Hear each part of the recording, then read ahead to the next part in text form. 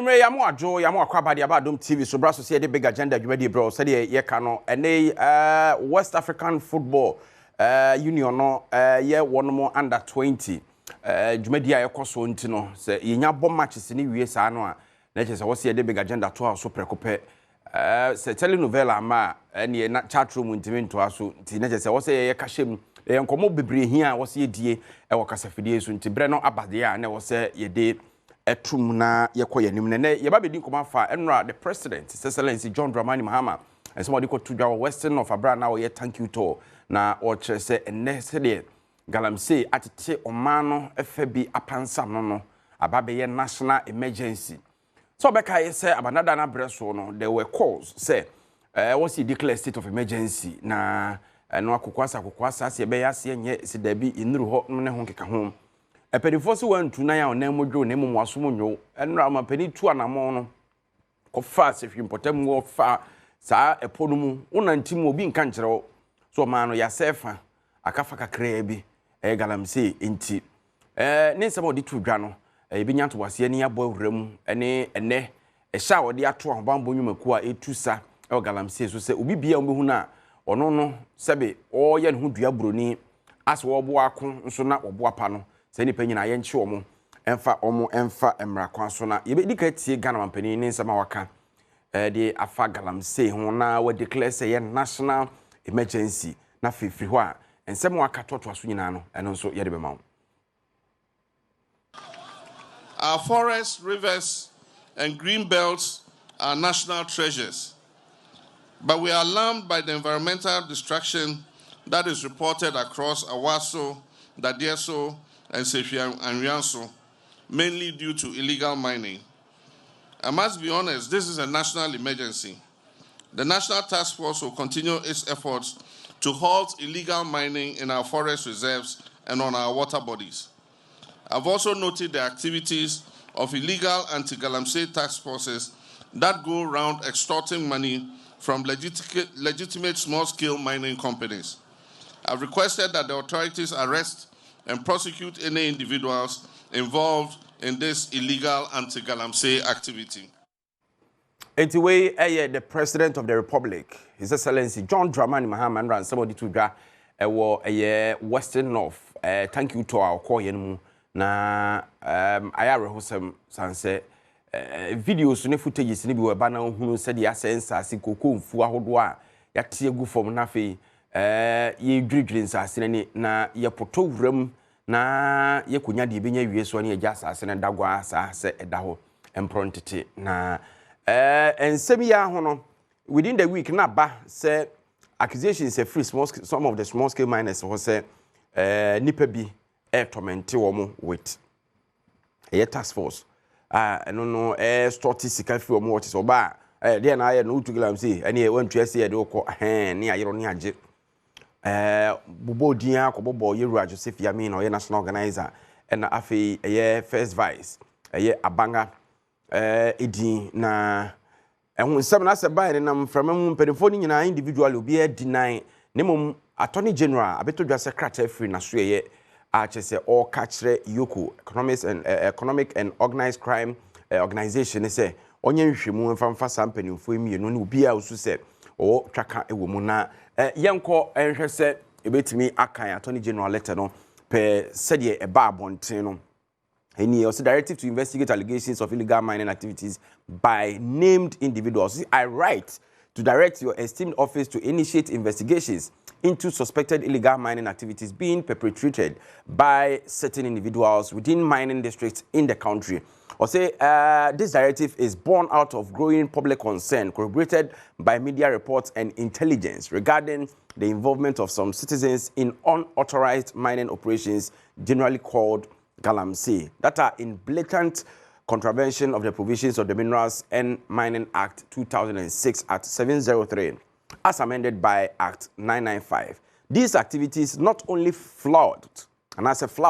our mining regulations, but also gravely endanger our water bodies, forest reserves, and local livelihoods. Or say, as your office is aware, His Excellency the President has consistently reiterated his government's firm commitment to eradicating illegal mining and restoring sanity to the natural resource governance regime in Ghana. In line with this national stance and pursuant to your mandate under the Yoko Act 2010 Act 804, I am directing your office to invite the following persons named in recent credible reports for interrogation, namely Mr. Yakubu Abanga and Mr. Joseph Yamin. Additionally, you are to investigate any other persons found to be complicit in these unlawful mining activities. The scope of this investigation should include the matters highlighted in the Professor Frimpong Boateng's report on illegal mining. Furthermore, considering the regulatory oversight role of Minerals Commission, you may invite the Chief Executive Officer of the Commission to assist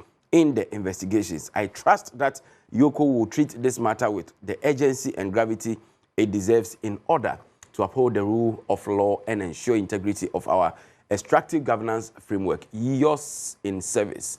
of the Republic. Inti Dr. Dominic Akuritinga your friend is Ayeni yana board Dominic na wan hwa akokan to Dominic Ayeni nti ono and this letter akwakoma Yoko so omunye sa investigations no anope yene Abanga Yakubu edi nkomo first vice edema NDC amanyoko no ono wadi nan se oni boni bia nti se Yoko fo be frɛ na ogusua e watwene mu twen se Yoko fo beto nsa frɛ no nso akoka di onim na yebekɔ na yene empanimfo a wɔn anu abremu e o sa galamsey nsensem ho a yenhunu bɔtɔ ano fakora nhyem no yeno makodi nkomo. But before then yenhwɛ eye sa presentation kakra we the fight against galamsey, the call for the declaration of state of emergency. Ubakaya sadie we sɔre ye pa in 2024 run up to the election no se ba bia galamsey ni tuo no ade no sensa sen nyomeko no yen declare state of emergency nti so the declaration of state of emergency became a top issue pa in 2024 a year election campaign no pressure ba na nadan kwakufa na ban so say omun declare state of emergency. But ohwe a year post election ye to aba wie ye no research we reba akoso no the MPP edi nkugo no ebinum attribute to the fact say abra Ghana for so say on declare state of emergency na galamsey say yen sase no mampani bunu agu na sum na ye hwe nsam asabra mampani ekaye say eno ya namontu a wotuo before say bekoso no groups we no ene sore ye otie ho ntasikwa ko kire mampani say betime on declare state of emergency sunset baby a niam keka kono na enye groups no ye di kan ye UTAG obekaya sabre no probably led by Professor Ransford Jampo. Omo yese ombe declare strike mpo chese ni nyina efa ye galamsey ho nsensem we say yensa asinti aban no in declare state of emergency. Catholic Bishops Conference so enso original den asofo yi enso kan se nyame abode obobre yese no closak for edo omo ho gimu ai no so na ni enyan na afedie ato apenti so esi su frɛ mema and a coalition of media against illegal mining so eka wo mo de shraj kura so ede nanu tumu na sabre no aban nanu ye baaye no enie o se aban ni gitumu se galamsey ni eye problem ya de a wo se utu anamfa ho nemum de no obeye ne se one obey intensify efforts ye de air combat sa menace eye galamsey no two oka se obey engage UTAG ne other stakeholders na omo so de o madwena ba adwene ni ba ko fotrim engagement ni bi koso de enso omo kire se niamom ka kire abanye nyina na oye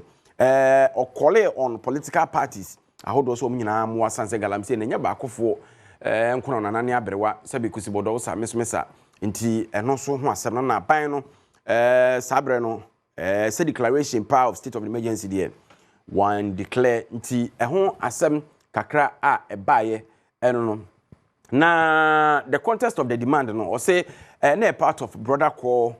of action on galamsey afei ohwe se de ensase na obade bobre kokofuo nyina afei dane sabi asase pese ni nyina ne se nipa otu galamsey no oba sika won nsem nti odema kokoko kuani na kokoko yi agesa afi ni apone kakra de ama no ogini bum sa wi a na ne ogya kokofuo no de ama no madwidwira asase nti niema na ese no and health implications and newo galamsey prone areas omo ete ho no na ano edin papa bi ho no ma kidney problems and kwada ye wo mo with deformities ni ade ni nyina piepie na say ma yenko na yenhwe yewra Ken Ashigbe ewo ahmana so ye nsentwerefo aka ho bomu na se yebeko e de atia eye galamsey yebeka ho nsem adi ho nkomo no yewra Ken ena na eja okura mu sepuma ne di animu aka Ken adwumre ye mo adwo e makwa baba Adom TV so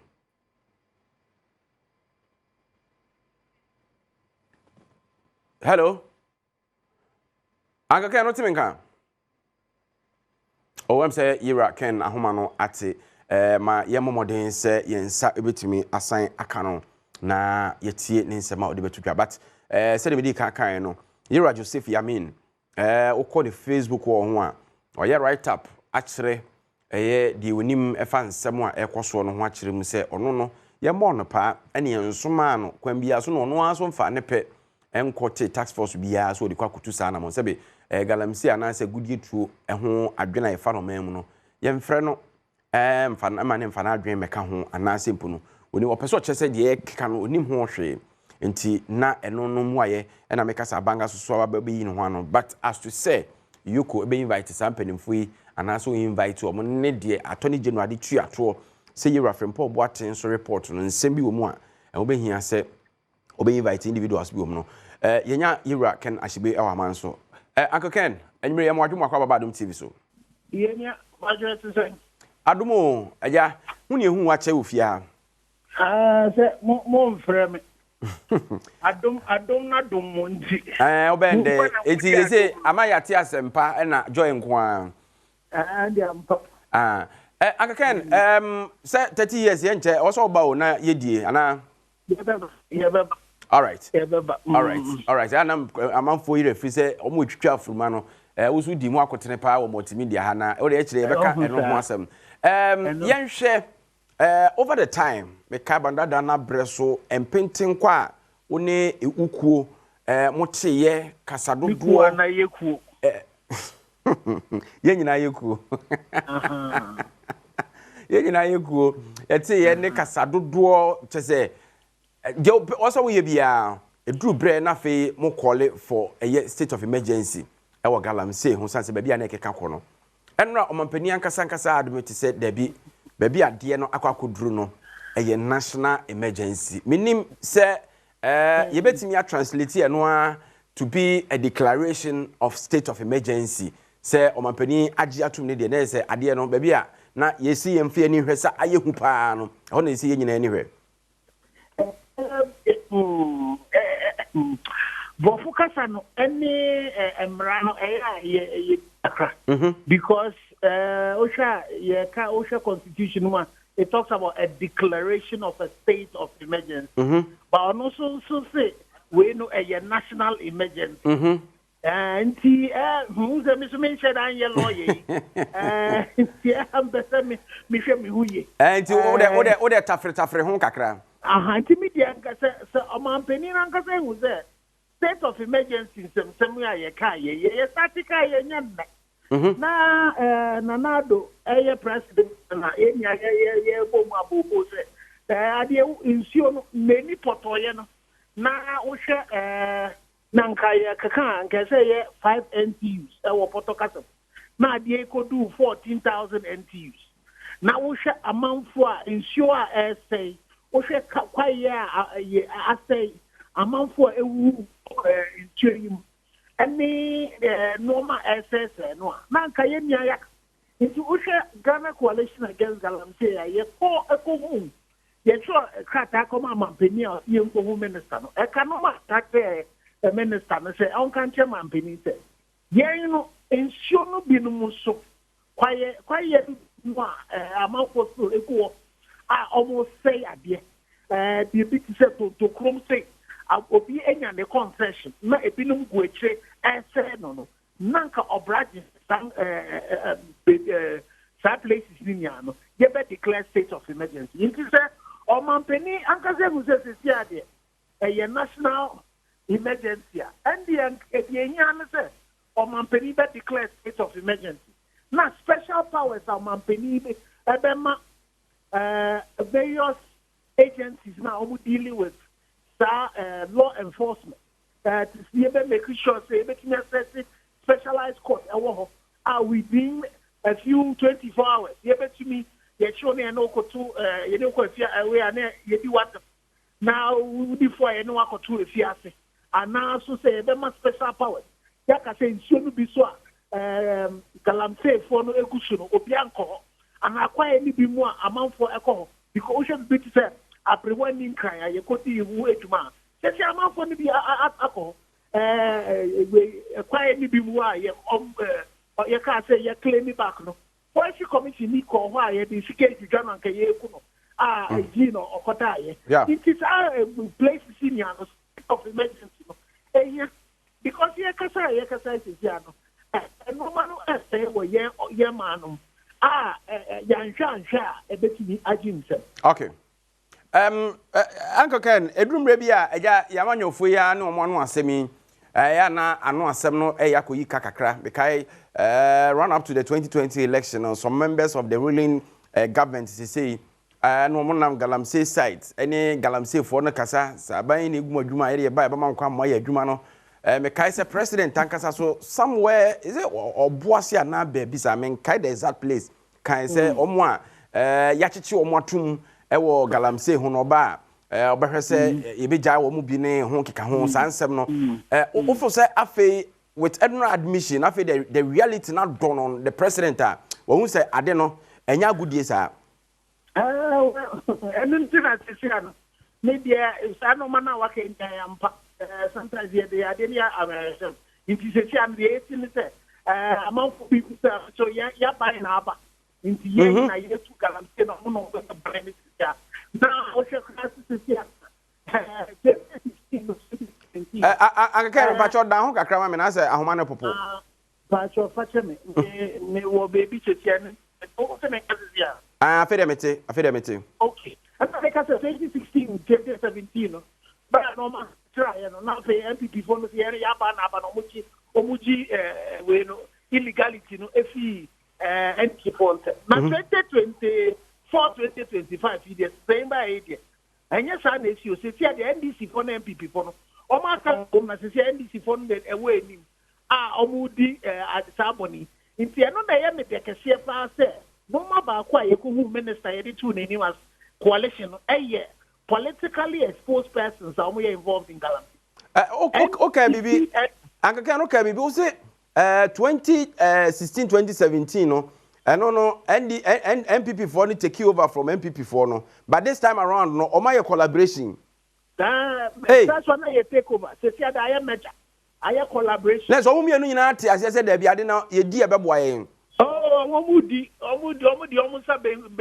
benkum ni nifani ni abom na omudi in so say o hwe say NDC for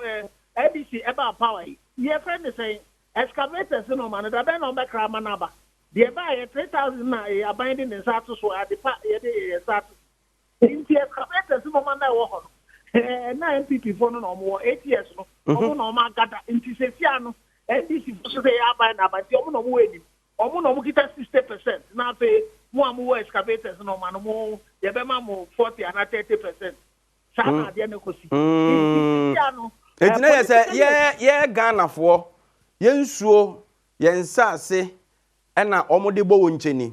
Anya no kwa ye koko se aka o che koko na 1 million atia ba be 400,000. O hwe ye nuane ni bi kram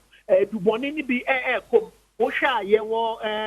one of the large scale mining firms almost say on my exploration for about 10 years. Sanko for ATS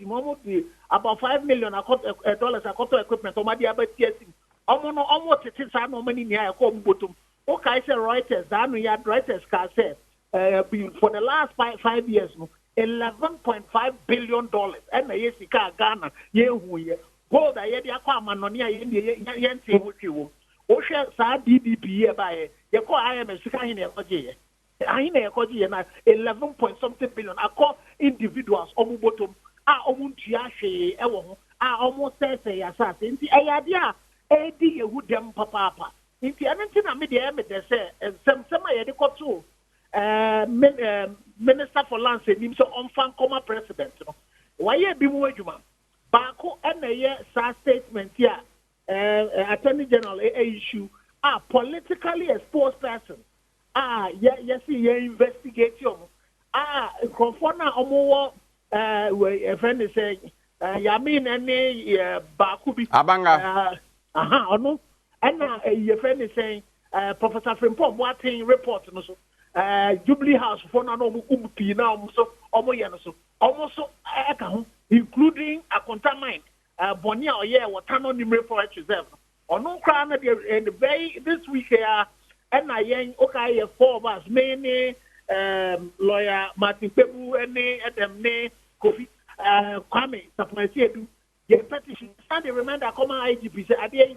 ye kaka ya watching no na say yen tifi bio case no nkoko nti aye the party say no o man peni enye se wo no akasa agin say a national emergency. But we are seeing action being taken, including the fact that politically exposed person. I mean, who post on social media, Bibi. Whatever it is he has to say, he should say it. Because young as media, young as the coalition, we are going to insist. Say, we will be asking for constant updates so far as our investigations are concerned. Yeah, more, you know, we need to get to the bottom of it. Sankofwe, Minerals and Mining Act 995, there's yet against them. 50 years and a minimum sentence as Omukodim. May I share some on your phone whether they are NDC and MPP. So they cannot be more Ghanaian than us. They cannot be killing us. Okay. To me, I'm fair to Bonnie and to Omukuye. All right. Now, says admission the action. A letter a free attorney general for say about the ginger the process and answer action they say before taking against galamsey, right? Oh, definitely. I know that. One of the things I say in here to me, I can say, in as much as the name say galamsey, the normally why I am going, Osha current government hereby, there have been some changes. One of the major things are excavators, which you see it to make sure society and ever conquer. So now that they are dealing with a politically exposed person, so to me, as the area attorney general, say, yeah, your petition, Ghana coalition against galamsey, your petition with the president about the NDC MP for our win. Or no one asked them to say, I see making sure the same way, same Yoko Suekim, NDC constituency chairperson for Axim. While trespassing onto one of the large-scale miners, galamsey. That case, there's a civil action against him. The government, the criminal part of it. The NDC constituency chairperson for Dunkwa, or no so the Erastus Asari work. You may be all year. No, any other audacity. So, catch a slap for a small musobate or my danger of mankind and no person defending. Sankofueni, I see it recently, it is one of the small scale associations, so also one of the forest reserves, also a politically exposed person. We need to deal with all of them. All right. They who so be any or more Ghanaian than anybody. Okay. Yera can as be my na was Yankopon Koswa more hodenessa firepower na Odia Gina Pintin Akosa film resanting. I hope say it will not be over until it's over. Definitely. I don't most once more Monkoswa and Koso. May make sure society ye baby wunjuma. Na me ade ba koso mama tise say latif. Sa threat na ye no. Pato ye nya ye mfa ya no tum na IGP nya make sure say be man protection. Me make sure confirm omo threaten no sa no mani nya no. Ye ma cyber security for omo threat text messages if on community me to make sure san community. All right. Sa any san omo journalist no. Sankofonia police and this up of one already area flag Jacoba in Mati. Ma yana wase Rastus I don't go so ewa man so you recognize be and I'll say anything common. The reigning journalist of the year. I say Oko a year Millennium Excellence Awards are 2 full to 12 baby sitting now so Centrania Yachini Kuntru ho a born abaso sexy journalist Erastus Saridonko apart ho achi odne kwato se galamsey o manen se o man no nam wiram o mo edi tuo pam no o mo etata no o mo epe na gene kra free nsem ene ho keka ho so wo mpa ba Erastus ye mo adwuma kwa baba Adom TV so ejo so dana me gidi so ho ye Yehu adaroma. Enkwa o. Na you say dey me kura no wotete me. San say wo bae na me ba no pa. Say the life I style. Enya hwe Nyankopon ne bambofo wate. Sa. All right. Erastus, my yenhwe empempenso ayeduro ewo saa kwen ye ka omo amaso galamsey ko mu a yentimi mo nipa mienu miensa ewo man mu a ye modin na enra omampani agye atum se ade no empempenso akoduru no ya agensemo akokora bi a ono no sikyire yade aye no na ne metu no fo doctor ka udi asikyire bi mu a wani be frɛ wo se me ma de me be nante udi asikyire bi mu a onan ebewu agudan mu o se o enu ntina me wo mo besuso mu afede ye ka kire nse udi asikyire a obema bewu o se ne yare ne hu me ni biem enti afede omampani ahu se yare no eye galamsey na afede ye hu admission no in the first place no say na hu no I would say it's long in coming. Okay. They might come so many times. My church or my Facebook page. The one way.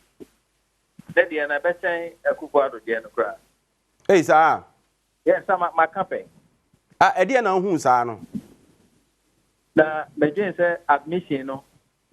late in coming. But about yes, Safin wo hu dia yen through media coalition against illegal mining. Na ka me pese me nya kwanya. Na me nya ono akasa mu. Na me brief no on what is happening on the ground. Now or appreciate the urgency I was in. But now at that time also I busy in TNA or Amakofibua and Kata. Fine. And some I can info na di go Montano. It's him say adiano west because nipa bia a war party no dwen say o ma ban na ban ti o si ja o no mo ye niente. Obia o ko forward di bia person o ko je license e de koye mine. Obia pesi ja no ma o de excavators koku forest reserve mu no ye adwuma. Oko Jimira extension forest reserve ho ye pamom no maba. Ye pamom no maba. Na say IGP bo modern kwachi bi ho. Any ayikra na almost the excavators abesha ho a enen na say what akwachi wo. Oko Samurai boy Western North ho dia enya asem ketwa. Obia pesi e cha no na oye ne entene. Ade a na enye wo abanda dan mu a ye kan o mantie. Ye hu me si ye Ghana for kire o maje. Enti ma obia enye na adwene se ye ekoso no Ghana for dodo na ani je ho da bi eye kakra bi ena omu nye sika free mu omu di je ho on pese omu say environment. Yaka se e wo sa ban etu omu a omu tinsu akese so omu ye mine na omu tu omu so sa. Ene ye kopa mu omu ne etena na omu go. Won hye dan hu ade potin a aban no eyafa illegal mining ho. So far it's only the IGP. Mami sisudua IGP enko na gina ho a obo illegal mining na se ko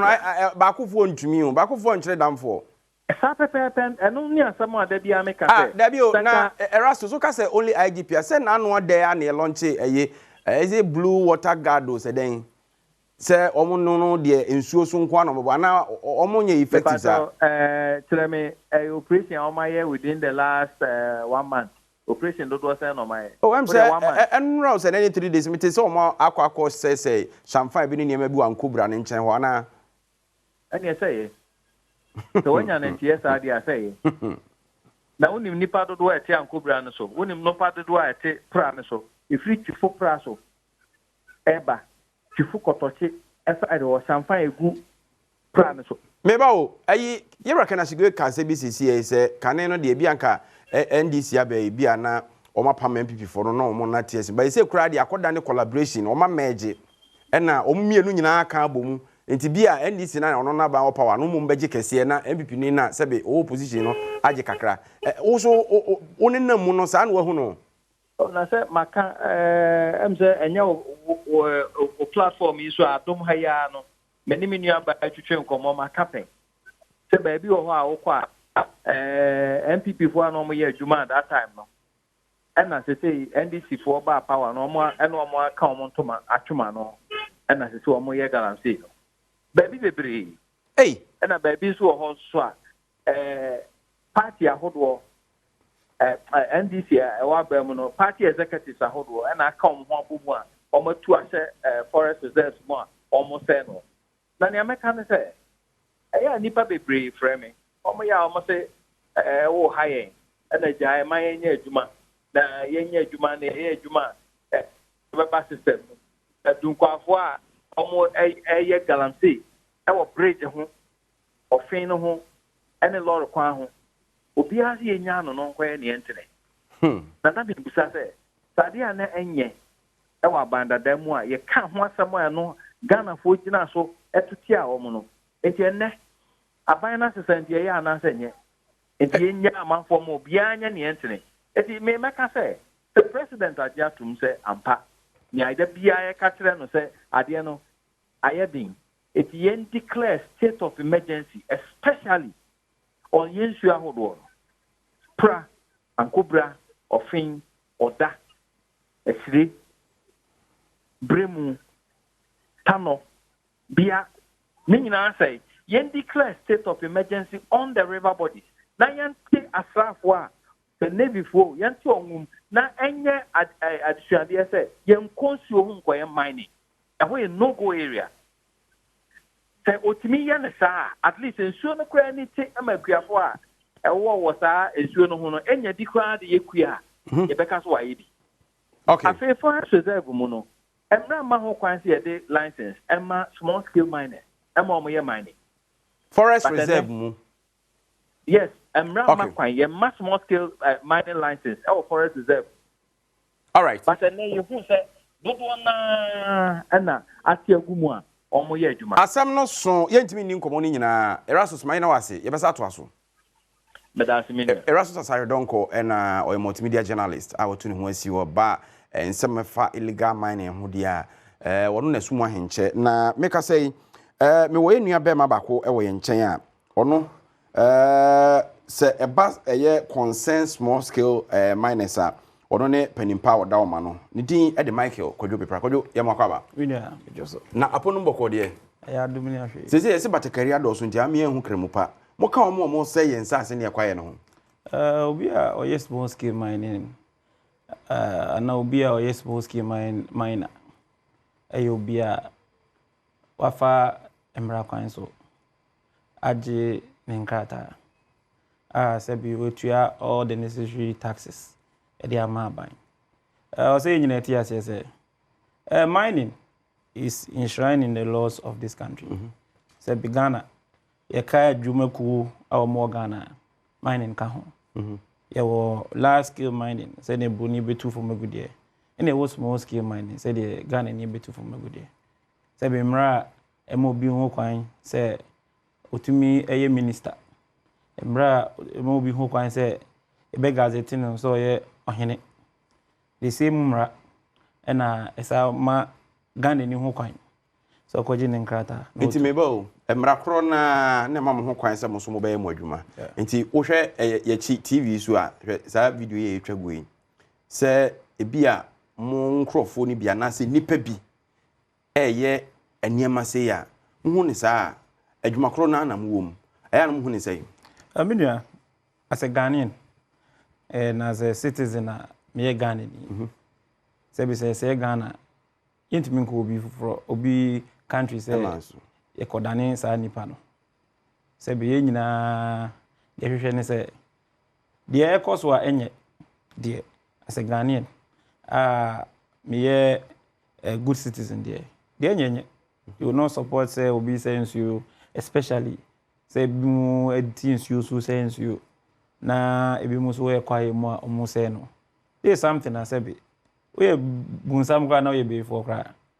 at least you should have a sense of descending say no the engine is support it because me bi mu ye sen ka mo amode beto mo so na mo nkrofo a ana se nipa mo fo se mo ye sa illegal mining because mo de na illegal say mo ba call them out so that a be sanitize system na ye mfa mfra because ye nyaka galamsey a this small scale mining obi nya hu se wo hye ba a wo ye adwuma no wo nkrata ne bibia ba tene atumu nyina afra ti wo ka sen ka mo ye sa that na asemo nsa agene Ghana is a leading producer of gold in Africa and ya Africa nyina gold from a good year to pa sebe anka Ghana pa na ya de ko bi say Cote d'Ivoire ko bi say Burkina Ivory Coast Niger ko bi say Sierra Leone Liberia Ghana for be na omo mining engineers when you go to South Africa you nipa sebe omo ye Ghana for omo ye adwuma wo ho a de omo ye no sebe fa na kwem but yeah problem no it seems most times na sentiments in the doso the emotions here nyoma bebre then they are compounding problem no ni nyina ne say ya wa my way mu emebunu no want to mind okay obi o ha the adwuma no tumi hu say adwuma no o man the right channel obetumi aye but have you thought of say even modwuma ya moye ye wo NCA for a omo check e kwan a mo be fa so mo ye modwuma it will go contrary to the emanis here they come in but e be say you say Ghana being the leading producer of gold in Africa e dey pa na yaye say e form a good year to no e be bo na streamlining the activity say minerals commission or minerals act mining act ni ade o be so che say bia anya adwuma what I'm saying is we need to empower these people because that is it. We need to empower them because in what way? Because almost backing in the law. Yes, so have you asked yourself, say, equip your money? Yeah, equip your money. EPA is mandated. So EPA will be going around to be checking. Now EPA first, now Ashanti region, right? Omukasa and in Route 2, but they are looking from Obuasi to Offenso to Konongo, right? So how can they work? What to them budget? But we have been to other countries. Abino recently like Nigeria. Nigeria is now engaging in small scale mining, but Abino as equipped and Kofo also Moshe need to be the right thing. So Ghana, send your bonny and police station you. What yeah, brain into yes, I'm on your phone tatamu. Titi task force be brain to Ohana way on in a group about more small scale miners. We say and come legally no crano. Na statistics free no. And what's something to say? I think say a very year ECOSO CCA. ECOSO Mahama recently share Lands and Natural Resource Ministry. And my catch up say if you into me streamlining the activities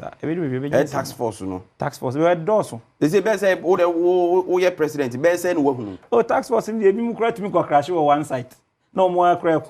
tax force for na one site e bia obi adwuma say the pan 5 different be 5 yeah we have different tax forces I will be to me forming the tax force already to me bo bi edin oba excavator ye be fa wan fa bibia ma you understand? First Cabra and Sunday, Omtimi from 100,000 from 200,000. Buy on where do saying. Any day depending card you no buy at once 100,000. Yes, yes, so we met with the Lands and Natural Ministry. Say the cost on in a sense, I buy news to do so be to me streamlining the activities. Yeah, per se. On say me buy a show say insurance say me obi kra say enya de right Mike you better ask ankomo we so da foforo okay unfortunately me time na so but ankomo we say to aso Mike Kodwo Pepra president ma concern small scale miners na o man ye mobo na ye ma ye you ye you the family na say am for je na say come production team ni nyina ye be say share obega agenda so biem